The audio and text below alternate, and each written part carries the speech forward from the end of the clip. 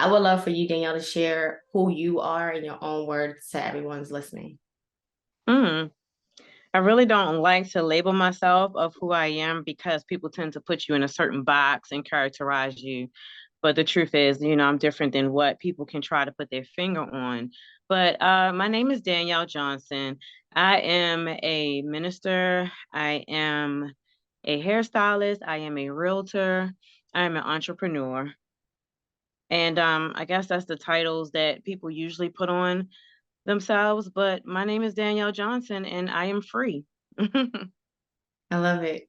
And and that's why I like for people to come on and give their own introduction, because some people may lean on their titles, some people lean on what they've gathered about themselves in this season. You said I am free. Some people would say, I'm just an evolving being, or like, I am intelligence, or whatever they attach themselves to. But we're all evolving, we're all kind of figuring it out, and we all have found places that align more with who we identify with. And Mm-hmm. there was a time period in your life where, well, let me start here. As it relates to spirituality and religion, what was your upbringing like? Well, spirituality and religion.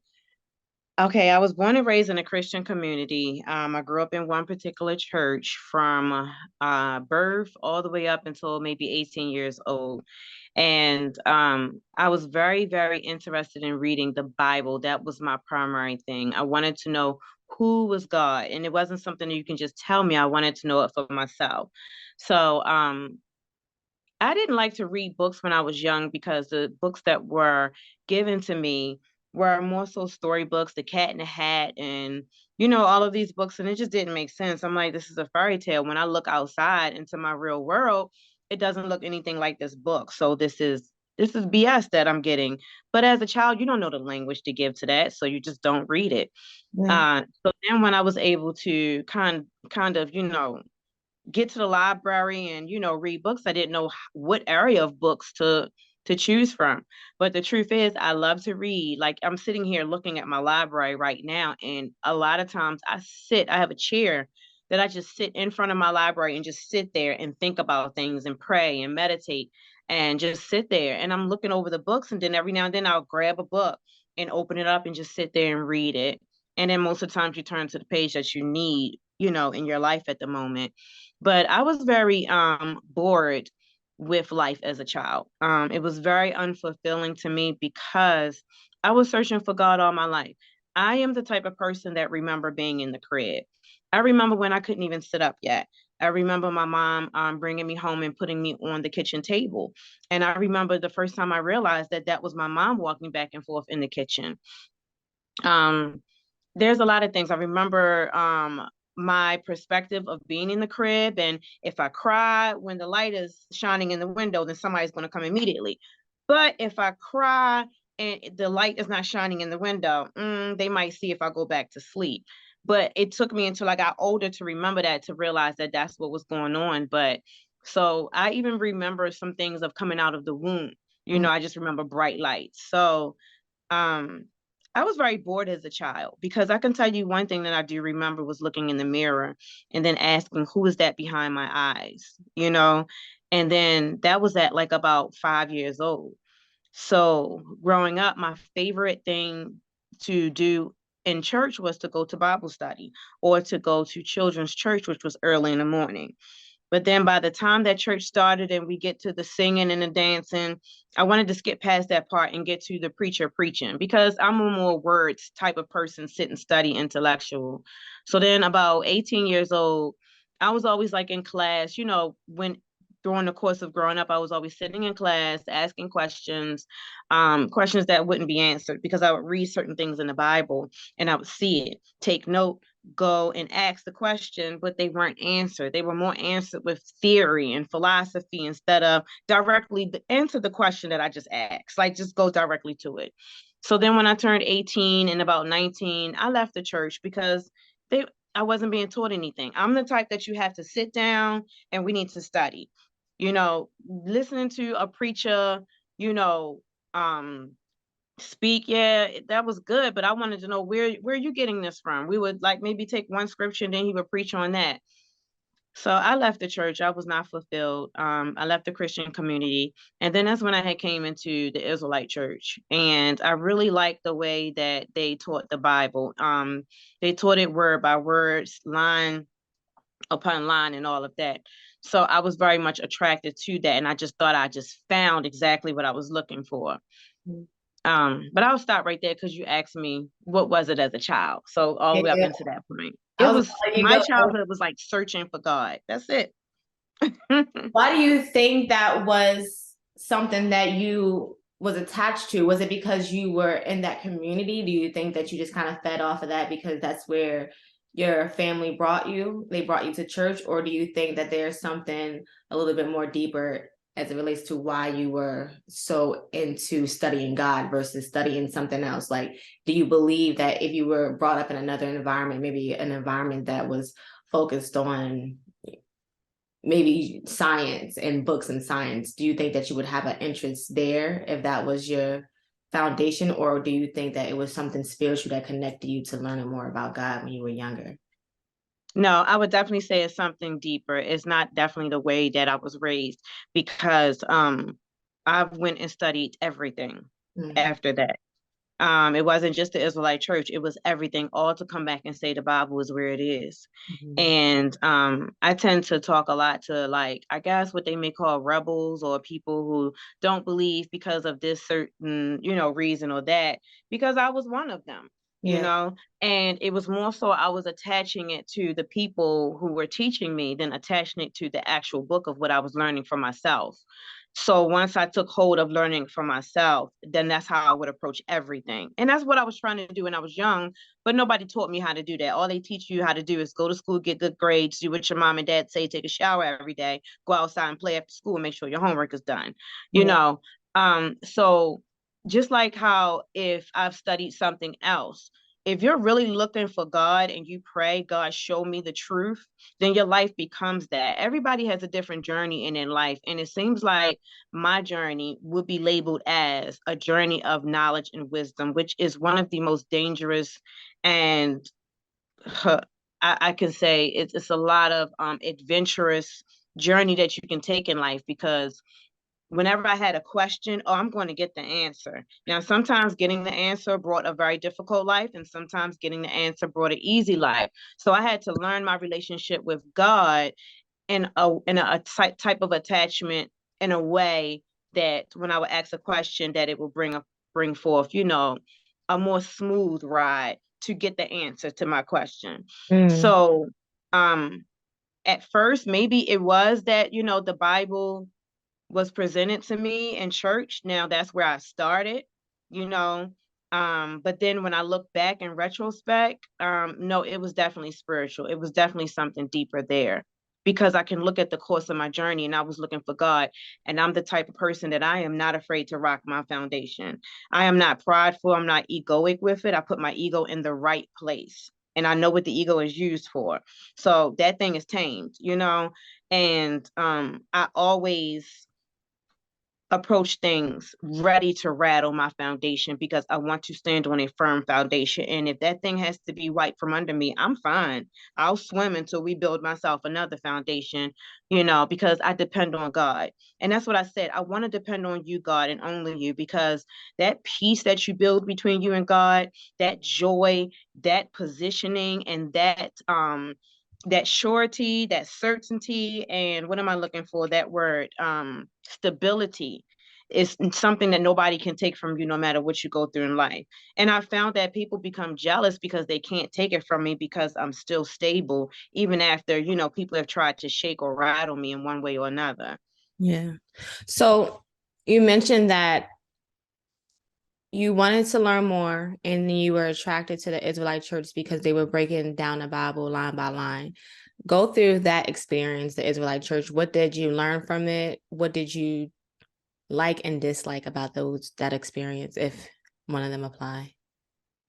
Yes. What I loved about it is that they were really teachers, and That's exactly how I teach now. Like I have led, my specialty is women and teenagers. I do not teach men. And I do not allow men into the Bible studies that I lead. It's all women. And it's the teenagers are boys and girls. But with men, I'm just not going to sit there and teach a man and go back and forth. Now, with study groups, I will do men, but they have to be on my level. They cannot be somebody who's seeking for me to fill them up and all of that. No, you're going to have to go and find another teacher. I'm not, that's not my ministry. I'm not called to heal and fix you, sir. But when it comes to like um study groups, I'll do study groups and we all on the same level. So I'm kind of slow to pick that. And when I do study groups, like that are protected. Like this is a study group that nobody can just step in because, as a single woman, I want to make sure that I'm protecting myself, from men trying to join because they want to get at you. It's a lot of that, and when people tend to think that you're attractive, they just miscommunicate different signs and you just can't even relax, and it's just like, listen, this is not what I came here for. I gotta go, you know. So when I came to the Israelite church, I really loved how when I asked a question, they answered that question. They didn't go beat around the bush. And I really loved that they were teaching from the Bible, the book that I adored, the book that I sought to understand. So that's what I got from there. I learned that Bible from the front to the back, and I did the studies for myself, even to the point that sometimes they would sit up and they would the priest or whatever, they would be teaching, and I can point out different mistakes that they had made because I studied day and night on my own. And Mm-hmm. once I learned how to study the Bible, I can pick out mistakes, but I didn't say anything. I would show the guy who I was with at the time, and then he would be like, wow, and then later on it'll come out in church that, oh yeah, that was a mistake. It's actually this. And I'm like, yep, I saw that. And it was other things that I would see, you know. What were So some I of can those think examples? there I can't really even remember, but it was one particular scripture. I can't remember right off top. It's gonna take me a minute to search my memory. It probably will come like later, Yeah. but it was one particular time where they taught a certain amount of precepts under one particular subject, and then I saw it. I was just like, no, it's not this, it's actually that, and here's the precepts to prove it. I didn't say that, but I came home, studied it, took notes and everything, and then it came out like the next week that, oh yeah, that was a mistake. It's not that, it is this. But of course I'm not going to say anything. I was just silent, um and the things that I did not like about the church was that it's like you had to give up your soul. Your soul is your mind, your willpower, and your emotions. So they sought after your soul. Like they had to control every aspect of your life, and it became more controlling. And then that transferred to the man that I was with to be more controlling over me. And I always say that I really like the way that they teach the Bible, but there's something wrong with those men there that they can abuse a woman and call it God. And there was many different forms of abuse, and so I am a very strong-willed person. I'm not saying that I'm a strong independent woman. Don't even go there because people be like, oh, she says she's strong and she's strong independent. No, I don't like being strong. I don't like being independent. Okay, I'm self-sufficient and I have a strong will where I don't allow people to just toss me here and there and about and just tell me anything. But um like for example, they pulled me into council one day and I didn't have no idea why I was there. And they were saying like the way that you look at people, Yeah. do you have a problem with us? And I'm like, I was so confused. Okay. I was just really like appalled and baffled. I'm like, listen, y'all gonna have to break this down to me, spell it out, okay? Because I have no idea what you're asking me. Like, is this a trick question? Well, anyway, what it came out was that I don't cut my eyes down. I don't act like a mouse. I don't act shy, like, shalom, sir, but I was just listen, I'm born and raised in Baltimore City. I was a city girl. You don't mouse up around anybody walking out in these streets. And I used to catch the bus everywhere I went until I learned how to drive, you know? And so, when you out in Baltimore and you're that type of girl and people find you attractive, you got to look at people. You got to let them know I'm not to be played with. But that's naturally my personality. I look at you, I speak. And then I started to say like peace instead of shalom. And so it's like if you go off the beaten path with them in any kind of way, I guess you become a threat, especially a personality like myself.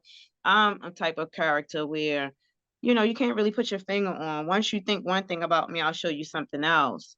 Not on purpose, but it's just that I'm free. And Yeah. I've always been free. And they didn't like that, how confident I was and how I could just stand still. Like, for example, they would say, hey, you owe this amount of money for this feast day and all of that. And I'm like, I don't have it because I'm paying my rent and I'm paying all those things first.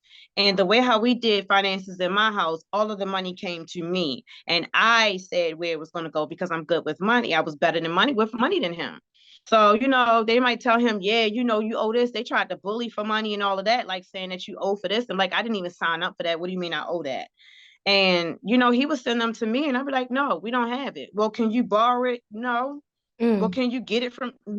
And Wow. I would just stand there and I would be like, oh, I tried. Look, I meant what I said and I stood very firm. I guess they didn't like that personality. So I was pulled in counsel one day. And after that, it became very hard for me because you're telling me not to be myself. Yeah. Like I can't look at you and speak. I got to act like something that I'm not. And I was like, I don't know how to be in here. Yeah. So it was just really, really a tough ride for any woman in that church. God, that I got out without being filled up with so many babies and subjugated with children where I wouldn't be able to take care of them on my own if I had so many, because daycare is a lot. So I was able to escape that. That was a blessing. But What was your escape like? What was the day that you knew that you were going to leave, or what was the experience like when you actually cut ties from that Israelite experience? it was a slow experience for me because I was really learning the Bible. And the way that they taught us, they made us to believe that if you are not legalistic and you don't follow these laws, then you're definitely going to hell. But that was a way of them controlling us. Because as I searched the scriptures even more, I find out that that's not how it is. Reading it for myself. Um, but when you're first learning and you're hungry and stuff like that, you if it makes sense, you're going to adopt it. Mm-hmm. So as I started to wake up, like little things like that, pulling me in counsel for that. Mm-hmm. And then when my daughter's father would try to put his hands on me, I will fight back in a way and I'd be like, don't ever, and I stopped that from happening. But why would I even have to deal with that? So I was ready to go for the first time that he looked like it was going to happen. But we had went to council and they made me to believe that I can't escape him. I can't leave. We married and all of that other type of stuff. Um, so after a while, I just started seeing like I remember a breakdown came down that if you put your hands on your woman, they used to call us their wife, but we weren't legally married. If you put your hands on your wife, then that gives her grounds to leave. And then that's when a lot of that stopped happening. And I'm like, wait a minute, you gotta be threatened by a system in order for that to stop happening. That's really weird. Okay. But then when it started happening again was when I started swaying away from him. He couldn't control me like he wanted to, and all of that. I had my own mind, and it started for me when I went shopping and I bought clothes that I wanted to buy, and started to go skating and go do these different things. I got into hairstyling and doing other people's hair and started making money from that and worked in a shop. And I just kept going in the way that I know that I needed to go instead of staying still and letting somebody control me. So I could make my own money. And I was making like a lot of money, like over $2,000 a week. So I would purchase whatever I needed for us and all of that. And then it was just backwards because I was with a man that it was like I was the man in the relationship. And I told him, I said, did you forget I was a woman? So just certain things that I was like, I'm not lifting anything. You better get your brother or your cousins in here to help you. If that shelf fall off the daggone wall, I'm not picking it up. You need to find somebody to do that because for some reason you forgot that I was a woman. Anytime you're going to tell me to pick up an air conditioner and take it over someone's house and they got a whole able-bodied man and a woman, you forgot that I was a woman. That man need to come and pick up this air conditioner. So little stuff like that. And I'm just like, this ain't right. This is not the life for me. So it was like slowly going into me and my best friend at the time, we were looking at some old pictures that I had, and my swag and my sway and just the way how I was, you could see the essence of how I was. And I said, I'm gonna get her back, but she's not going to be like that. She's going to be with more wisdom and knowledge, Mm.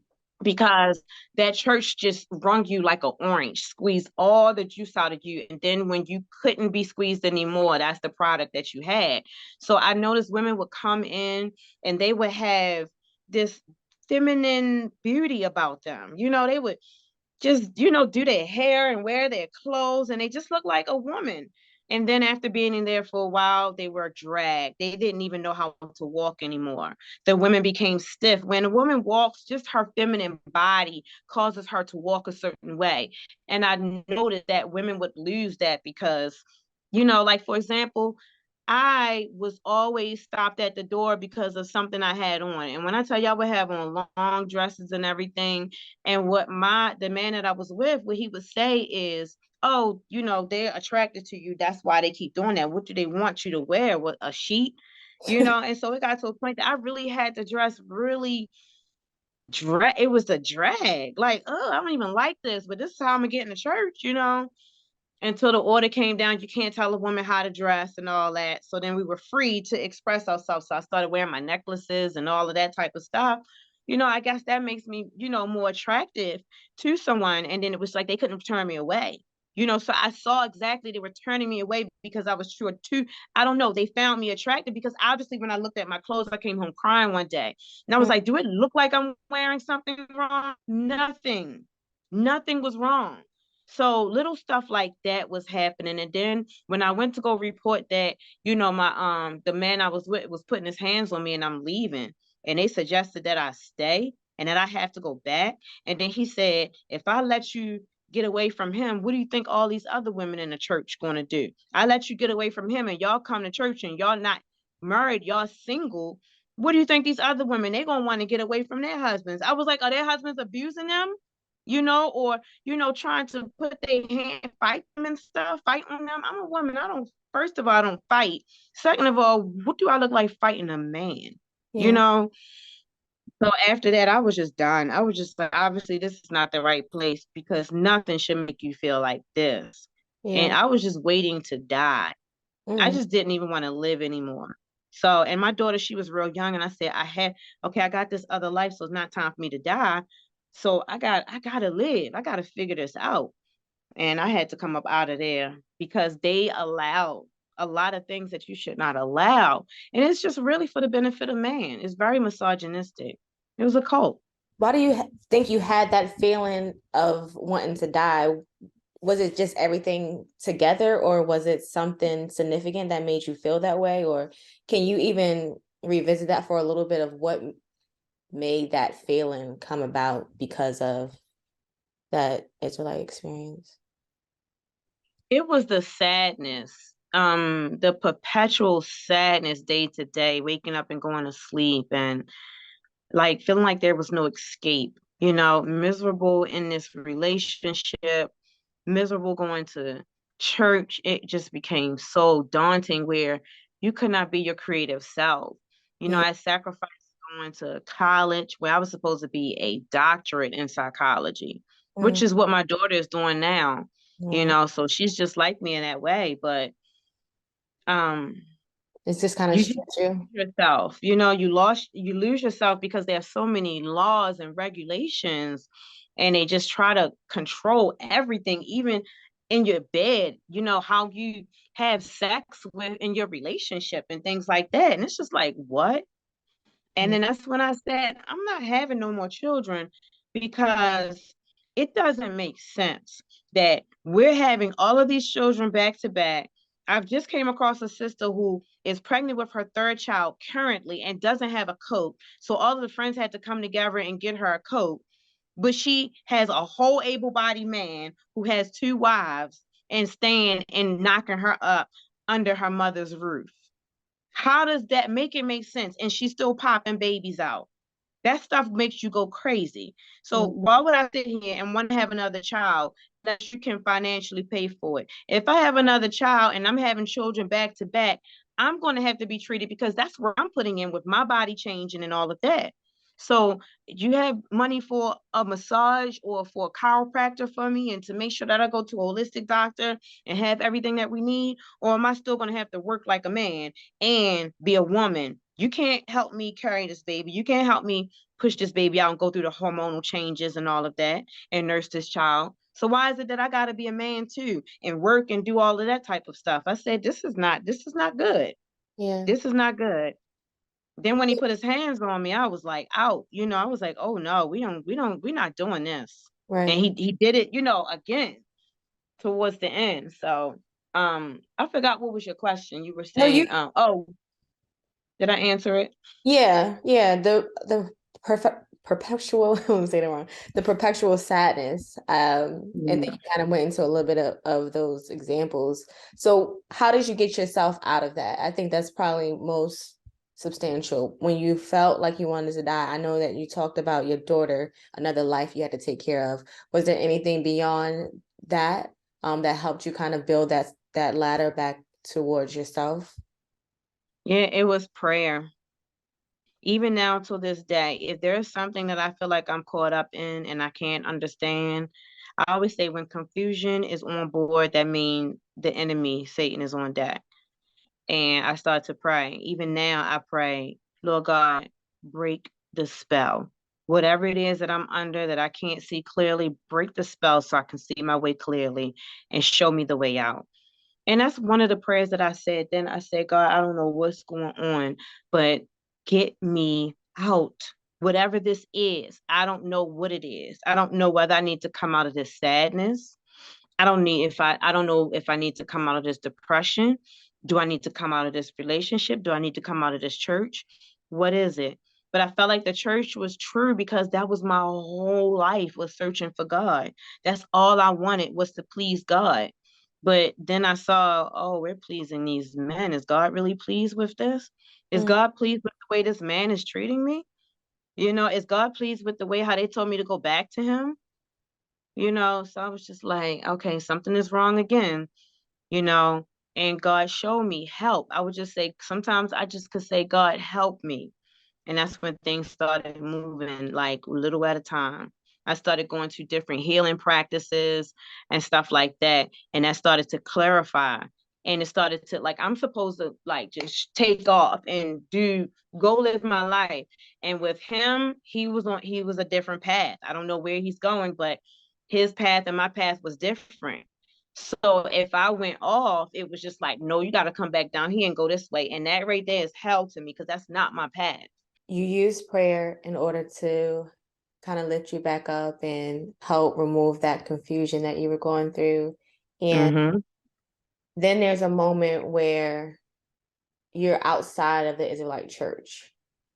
Where are you now as it relates to, I guess, a community? Are you just keeping with God and that understanding of the God of the Israelite church, or do you see God of the Israelite church the same as, where you are now? Or how do you even make a difference between what was taught in the Bible when you were in the Israelite church versus what you are aligned with now? And maybe you can go into what you study now, or how do you define your faith? Well, right now, I am with the Christian community, Mhm. and even within the Christian community, there's different houses, and some houses where you have, which is a church or whatever, but some churches you have where you people go, the teachers go into a much deeper understanding, and some houses they don't go that deep. So it just depends. I create my own study groups. I create my own Bible studies and stuff like that. But I do have a pastor over me that initiated me into ministry. And then, but before I was doing ministry already. Um, but I was looking for people who had a love for the Bible, just like I did, because I like study partners. You learn from each other. So I would find like maybe teachers on YouTube and stuff like that. And that kind of satisfied me for a minute. But then it was just like I had to start teaching because, as a hairstylist, I'll end up, speaking about different situations or whatever. And people are like, well, the world needs to hear this. Like, what do you do? and like you need to speak on it and all of that. So I did speakings on Facebook and on, radio stations and stuff. And then I gave that a rest because, it takes a lot of work to kind of be consistent with all of that. So I'm about to get back to that, but I don't see it as the Israelite church, and I don't, every place is different. And Mm-hmm. it's really all about your relationship with God and how deep you want to go.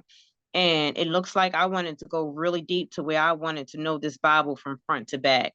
Whereas in the Christian community, they still have the perception, some of them, that these people in the Bible are the Jewish people. And yeah, back then, the Jewish culture. And I'm like, are y'all comparing it to the Jewish people today? So we know in part and we prophesy in part. So no one knows everything, but they are well versed in certain areas that teaches me. But then I'll turn around and teach them something. And then I've also in between time I have studied with Catholics. I have studied everything. Yeah. I mean, I've went everywhere because I wanted to see, is God here? Is Mm-hmm. God here? And I just found out it was deception for me. Um, as far as like it would show you some truth, but then I don't know. I guess everybody has their ability. Some have the gift of revelation, some have the gift of healing, some have the gift of teaching, some have the gift of prophesying. And some people have a gift to be able to see patterns in people, um, to be able to go deep to the root. And that's one of my gifts is I can go to the root of the matter. I can see it. So I will go to these different school of thoughts and I can see their intentions. I can get to the root of it and be like, this is trying to look like it's a way, but it's not. So that's why I had to become a minister. I did not want to become a minister. I did not want that title because then it will be, you get you get labeled, depending on people's perspective. And I can't worry about people's perspective, but I did need to be initiated into that arena because it kind of opens doors for me to be able to speak on things, you Yeah. know, um, and to have that permission to speak on things in that arena without being questioned to a certain point. Yeah. Um, so getting getting to ministry, I was already doing ministry, but getting to the point of having my first sermon and being initiated in ministry, um, that was a journey right there because it really tests you and try you because it's a different level. You're going to have all kinds of things that come against you and all of that, and you have to have that muscle to be able to stay consistent in life and to be able to give and to be able to, speak about God in season and out of season. Somebody has a question or whatever, you just have to have that muscle to be able to talk like that. And it's just it pulls a different part of you out once going through those trials. And God trains you. God has you to go. It's like an invisible class all the way up to the day of the sermon. And then after that, it's like a rest, but it's really like you're in this gym and you're working out every day and it's things coming at you and you got to stay consistent. You got to get this together. You got to get that together. And no matter what, don't give up. And it all trains you for the life that you're going to live as a minister. But the Israelite church, like I said, I really like how they taught me how to study the Bible. Yeah. I've not seen anybody teach anybody how to study the Bible. So they study the Bible like that because it's very legal, they're very legalistic, which we need to learn the law, of the Bible. And the Bible, like I said, since I was young, that's been the book that I wanted to understand.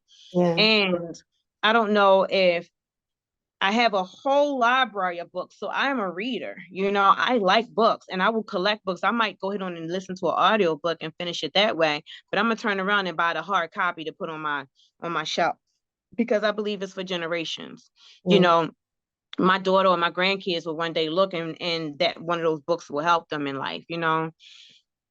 So it's not like the Israelite church at all, but there's some things that the Israelite church is missing. Oh, it's a lot of things. The Israelite church, I wouldn't suggest nobody to ever go there, Mm. honestly. And so there's always something missing in the earth, where that's why God constantly raises up teachers and and all of that to end up, teaching and to showing things. And I just keep hearing, just be yourself. I need you to be yourself. Don't try to be like nobody else.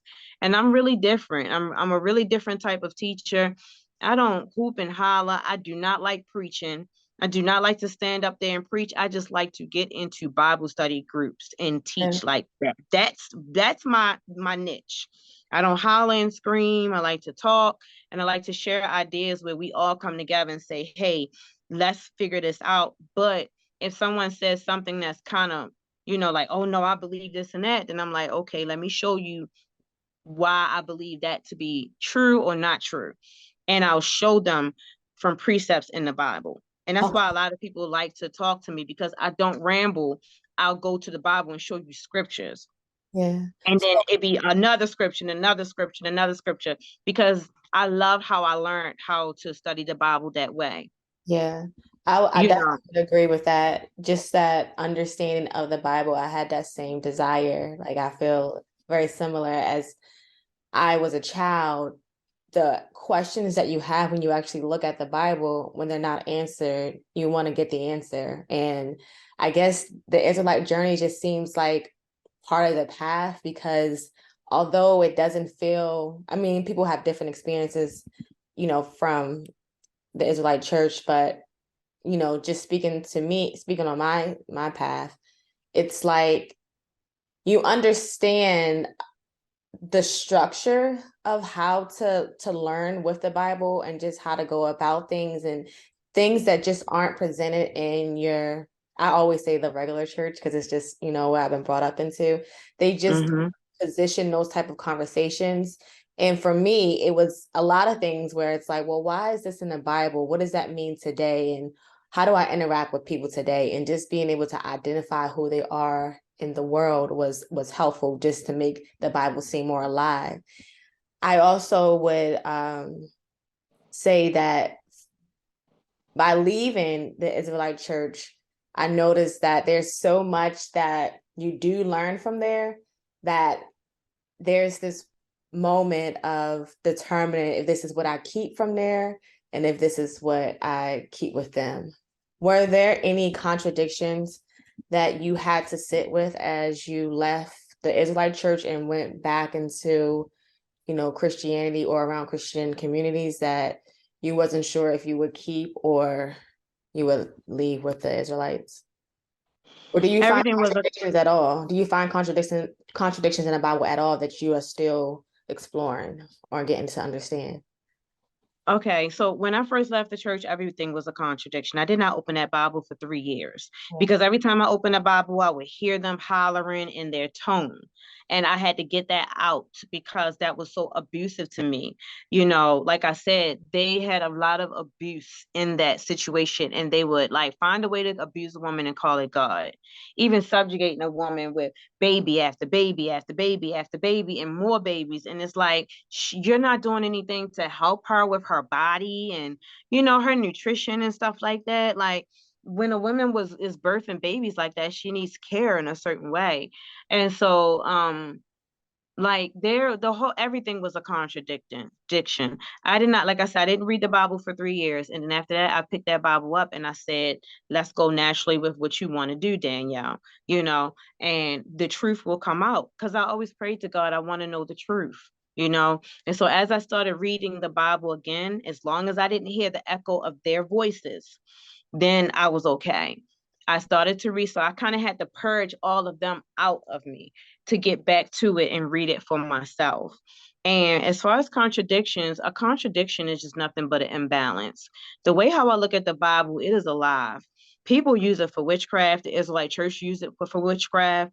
The way in which how certain people will teach the Bible, they can teach the Bible in a certain way and make you to believe whatever their intentions are. That's how powerful the Bible is. They can give you certain scriptures and leave certain scriptures out and form them in a certain way, and it will have you to believe. You have people who believe in killing other people. You have people that believe in all of these other crazy satanic ways of living, and theories and philosophies, and they say they get it from the Bible, and you can see who their teacher is or whatever, and their teacher is teaching them that way. So the Bible can look like a contradiction simply because it is so powerful that it will speak to you wherever you are in life. Remember, it's not only you that need this Bible, but you have psychotic people, you have murderers, you have rapists, you have people from all walks of life, people who've been abused, people who have led certain challenges in life, mentally ill, mentally challenged. You have all kinds of people that you can't even imagine how their mentality is structured, who opens that Bible and is led to the truth from reading that Bible. The Bible will have scriptures that can, all throughout of it, it can be the same scripture, but written different ways, that will catch you wherever you are, whoever you are. And so if you are in a certain mindset and you'll read a scripture and be like, okay, I'm not getting why it says that and then it says this, it's because now you're seeing how it's balancing itself. The Bible is total balance. It teaches you war. It teaches you conflict. It teaches you when to fuss somebody out. It teaches you when to be quiet. It teaches you how to be a good friend. It teaches you who Christ really is and what color he is. It teaches you who God's chosen people are in the flesh. It teaches you how right now it is like you have other, who's called the Gentiles that can be joined, into the fold. And just because you are God's chosen people by DNA doesn't mean that you're going to make it through, unless you believe on Christ and all of that. And it's just a whole structure. Like I did a sermon saying, why is Christ necessary? I did a whole teaching on that, and I can keep going on and on and on. And that is one of my main messages. Why is Christ necessary? Why can't we just go through everything? Why is Christ necessary? And I talk with people who are witches, warlocks, candle magic. I was Reiki master at one time. I was studying Ifa. I was studying Santeria. I was becoming an Ifa priest. I had the Elekes and all of that. Candle magic. I did palm reading. I did tarot cards. I've done I had one card system that was my favorite. It was more of a Native American system. Because even from learning before, my people are more Native American. And I've done everything. I've studied with the Moors. I've studied with Muslims. I've studied with Catholic. Of course, I've studied with Christians. Um, and everything. And it's just like I have to be myself because I am needed in the body at the same time because of all of this that I have and understand all of that. Okay. And when I go into something, I go deep. Like I said, one of my gifts is to go to the root of the matter. So imagine how deep that is. I don't just stay at the surface. And so I did all of that just to come back and say the Bible is really where it is. The Bible is where it's at. And all of this stuff is coming from the Bible. The meditation practices, the sage, all of that. And not only did I do it, but I can see the spiritual things that happen from that. I can see different darknesses that it will open the doors for, or light that it would open the doors for. And so coming back to Christianity, I have to say I've seen a lot of entities because some of us are seers. You can see in the spiritual realm. I have seen a lot of entities, okay? And some entities come through and they can bully other ones out, but they darker, and it opens up more doors for more darkness. And then now you have a whole stuff full of all these daggone spiritual high level, low level, medium level type minions, around you. And yeah, they work as a kingdom. It's true what the Bible say. But I've never seen an entity stronger than Christ. I have never, ever. And when I called on Christ, because I was just tired of all of these things that was going on, and it would manifest in the third dimension as trouble, and just certain things would happen in the third dimension, and I can see the spiritual root of it. And so I called on Christ and I just asked Christ to, cleanse me of this. I have never seen an entity that came through and cleared the board like Christ. Never in my life. Now that sold me. And I said, you know what? This is where it is. And the Bible is true. Every word of it is true. And you just ask God to guide you and the Holy Spirit to guide you. Every word is so true. And when I saw that, when I tell you clarity, Okay. And I was seeing a spiritual realm and there were no unclean spirits dwelling around me. Now I can open a door for one by doing certain things that Christ say don't do. And I found out that Christ says do this and do that and don't do this and do that for our spiritual protection, because those things open doors. So follow the fruits of the spirit, not the fruits of the flesh, because we don't want to open doors for those negative influences to influence our life, so that's what I learned about it. So when So you that's it all in a nutshell. when you speak about like the sage and the other things, you feel like those weren't of God and that Christ overruled those practices, or because you mentioned that the meditation and the sage was in the Bible. Can you uncover that a little bit? Do you feel as it's still against God to use those practices, the tarot, the Reiki, meditation, or is it something that it's there, but if you just follow God's rule of focus on the good, you would be, I guess, away from the extra demons that could come in, or the extra darkness that could come in, and the what did you mention them as, minions, demon minions? Yeah, yeah, I call them minions because of that movie or whatever, and that's what when I looked up the definition of it, I was like, yeah, these little minions running around here.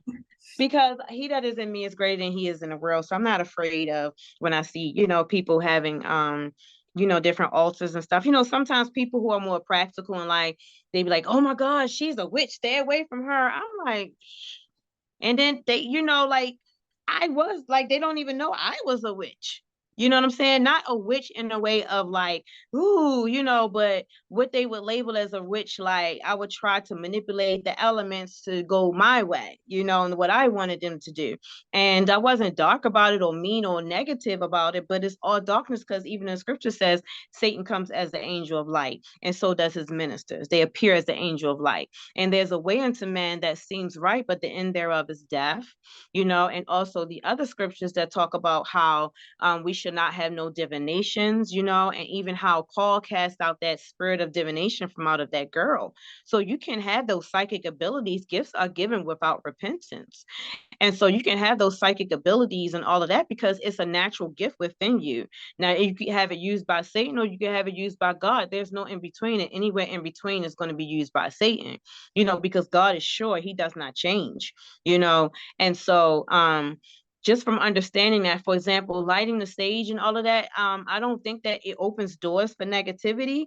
It may very well, but when I had studied different incense and their spiritual, you know, attraction, certain smells attract certain spirits. And that's why it was like when you look in the Bible, the incense that I would see would be frankincense and myrrh.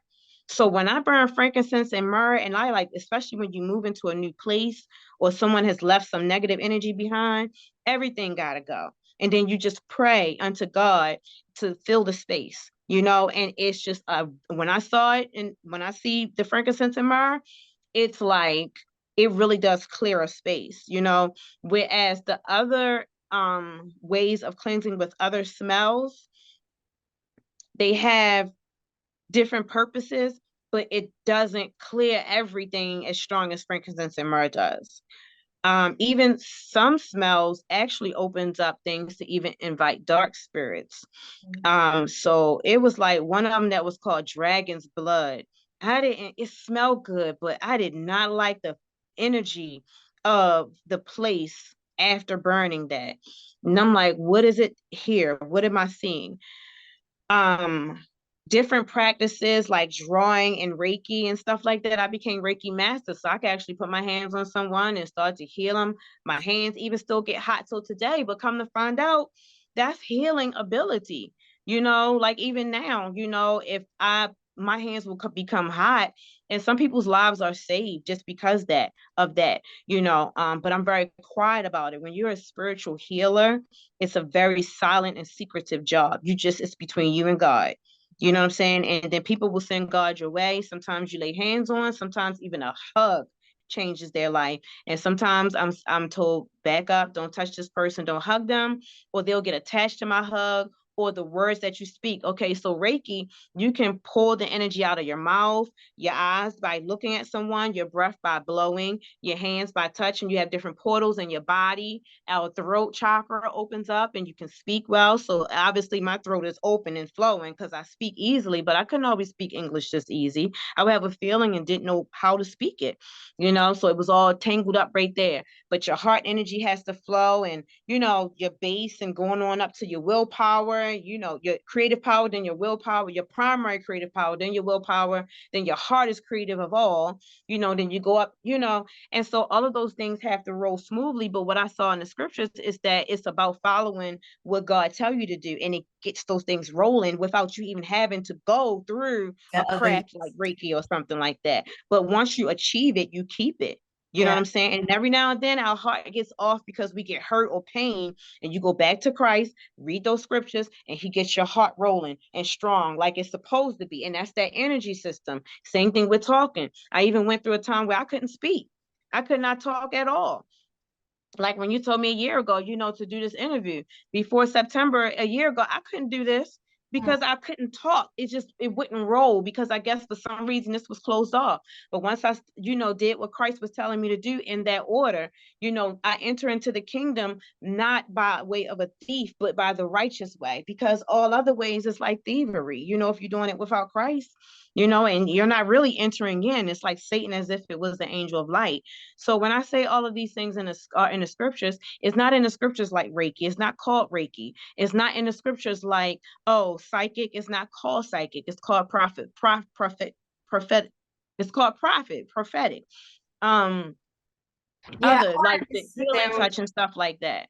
Because because you made a good point about the coming in light and the use of God, the use for God versus the use for the devil. Some people are like in that, I guess, in that middle spot where they are Christians, and they have an interest in all these other tools and they feel like they're not harmless. And then there's other people who teach and say, stay away from it, even if you're a Christian, because, it's going to be not of God. Is there anything that you use to distinguish this is of God and this is of Satan, especially when it seems like it appears to be light? So for an example, someone may feel like they're harmlessly using something of one of those practices, and then someone else from a different angle would say, it looks like this is harmless, but this is why it's not harmless. This is how you're being attacked by Satan or being used for Satan with those things. Yeah, now if I do talk to somebody, first of all, I have to be invited. I'm not going to just come and intrude on your stuff and say this is wrong or right, because that's a waste of energy. I mean, it pulls from you like you wouldn't believe. And like if someone doesn't believe or don't want it, like why am I trying to force it? But I don't judge. I don't judge because I don't know what God will have to do with you. And I don't know, maybe you're learning those practices because guess what? We're not finished living life. God is not finished revealing himself to us. And maybe you need those experiences in order to, maybe you had to go through those experiences because that's the way that you had questions and needed to know, okay, this is the phase where I'm at in my learning. And so now once I experience this, then I can move on to my next experience and everything, because there's very few things that are written in stone, very few things. Makes so much sense. And yeah, and so as you learn and you evolve, that's why you can't stay stiff on your different ideas, even where I am now, sold out for Christ, but it's just like I'm sold out for Christ and I am still fluid within God's hand. If God says, there's things that God will have instruct my life to be. And at first I'm not understanding, oh, I got myself into some trouble and I'm mad, but I don't understand how I got myself there until you allow God to mature you. That way you can see like, oh, okay, I see where God is fixing me in this area of my life, in that area. And so I have to say, like, for example, for me, if I was to pick up a book on astrology, or I had a book in my library on astrology, sometimes people can, someone else who would like read that book, they wouldn't be able to read it and come out of it. Whereas for me, I just have it there for research practices, as far as like, I've thrown a lot of books away, but I have it there as far as like and I don't even have an astrology book in my library, so I don't even know why I'm using that as an example. But what I'm trying to say is that just like I don't know what God would have to do with you, you don't know what God would have to do with me. So why is it that I have all of these things up under my belt and understand these things, but I don't give my life over to it, but I can explain why. You don't want to go too deep into those things because you'll end up making that your God and you can't make a move until you do this and that. And I realize in Christ is the power. These are just tools. Yeah, it is real to have those signs and stars arranged a certain way. That is a true thing. And the way the signs and the stars and all of that is arranged, it manifests in the third dimensional, right? What you see in the third dimension, you can read on different dimensions if you know how to read it. And some people have studied to read it within astrology. They've studied that, or some people have studied to read it in the etheric or in energy, where they're picking out cards in order to read it. Some people have learned how to read it by looking at your palms, and stuff like that. But you go so far into it where that becomes your God and you start to read everything that way. And Yeah. God tells you, okay, you need to stick to my word, Yeah. because he wants your senses for him to become strong to where you can just automatically sense that this is not good. It doesn't feel good. You can see the spirit of it, Yeah. instead of having to read it all the time before you make a move. Read your astrology before you go about your day, instead of praying before you go out your day, and let God guide you. It's not made for us to know everything. We have to be guided by God, because when we go into our own devices and start saying, okay, I'm gonna move like this and move like that because that's my choice, it's like a baby. You don't know everything. You need to be guided by God. So if you think that you know everything or you have access to all this information, it really messes you up. You end up like taking wrong paths and wrong choices, that you otherwise didn't have to take if you really learned to listen to God for yourself. And some people can hear God audibly. You can see him and you can hear it in your dreams and stuff, different patterns and stuff. So all of these things are real. But when you're under Christ, you're protected, and you're protected from going into it and making the creation your God instead of worshiping the creator. So like stones, you might say, I can't leave out without my amethyst and my rose quartz because this and that. And then one day you leave out without it and you feel like you're bombarded with all this energy Yeah. that you don't want. It's not about the stone. You don't worship that creation. If you want to carry that stone with you because it feel good, okay, you're gonna be my pet stone for the day. But if I lose you, ain't no biggie, because I got Christ. And it's just like you have to understand you're worshiping that thing like it's your God or a little God, an Yeah. idol. And that's what God don't want us to do. And so these practices tend to always pull you into idolizing them. So that's why it said, just stay away from it. Yeah. Just That stay makes away from it and be trained up the right way and not like a thief, you yeah. know? That makes a lot of sense because and I actually had the same with Christianity as well. Like people like will say this stone will do something and I don't have any feelings, so I don't fake it, right? Or like there might be something called like a Mercury retrograde and somebody might send me a warning and say this is happening and I'm like I don't feel it, I'm not aligned with it, right?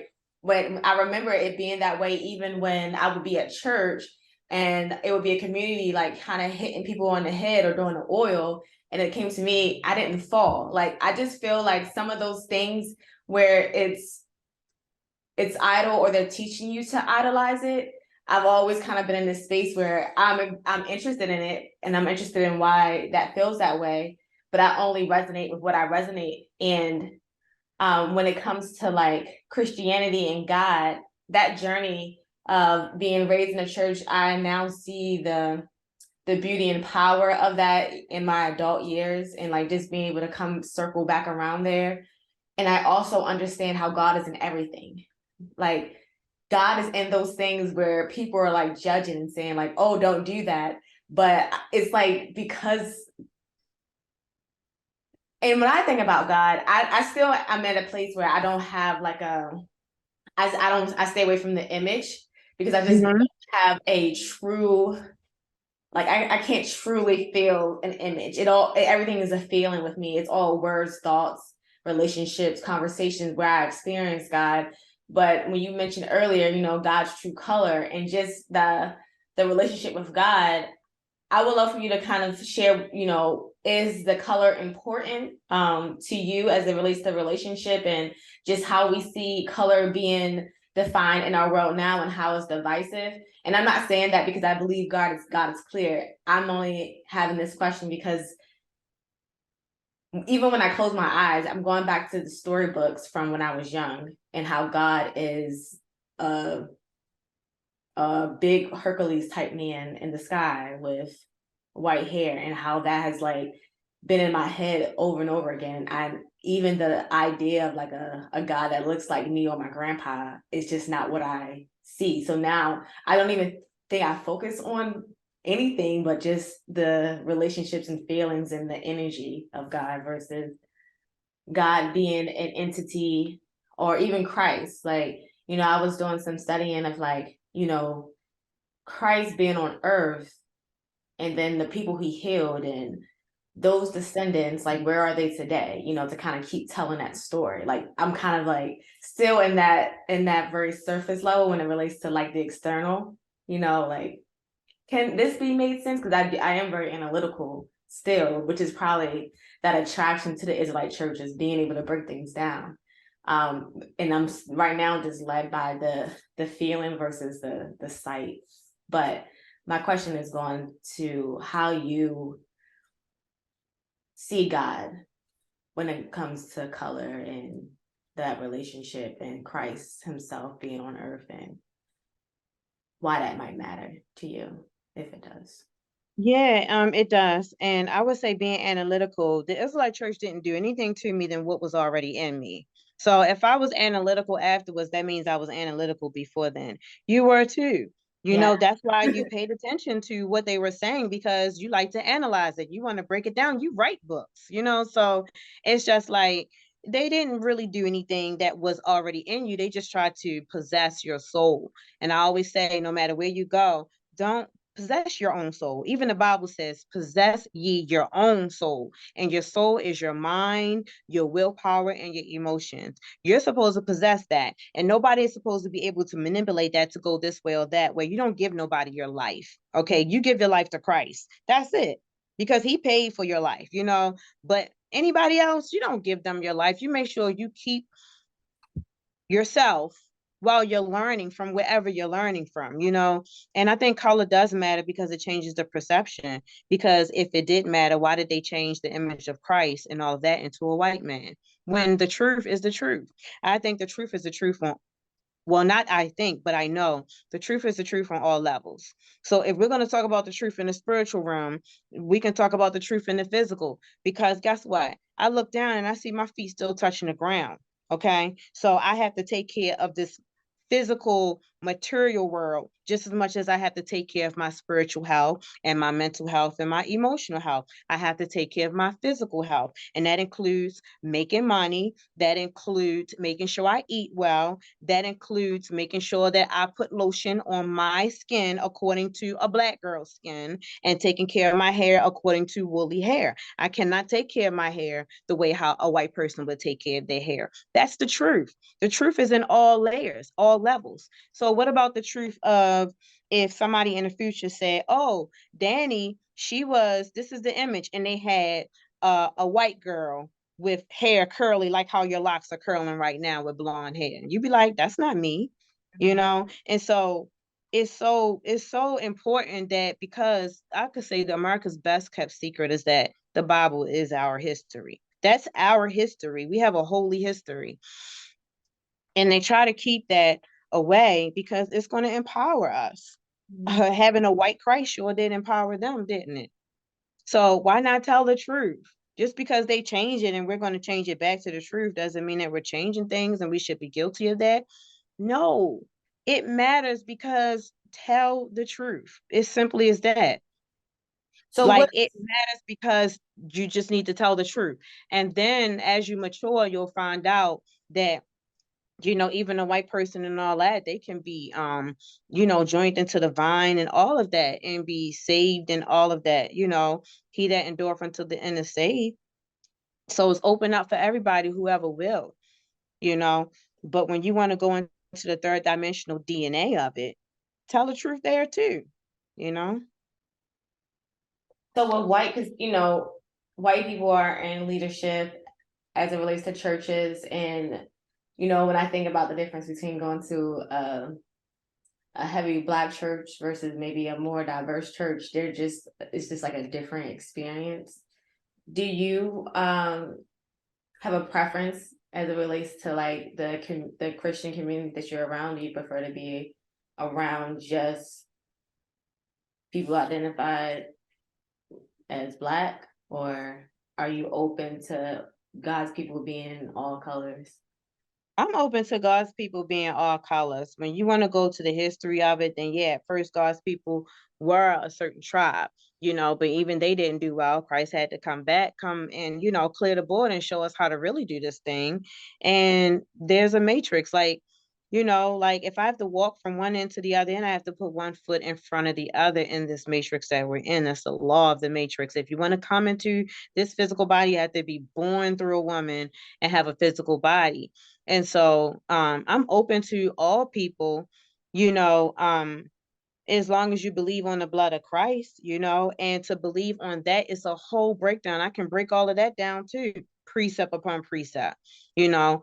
And so I'm definitely open to that. And I'm not a person of the four walls. And when I say that, I do not like to constantly be in a church building there for everything. Oh, Bible study, oh, this and that. Listen, I do stuff in my home. We go out to the park. I can't keep still. I am missionary and evangelistic by nature. I didn't even know that that's what it was called. Okay.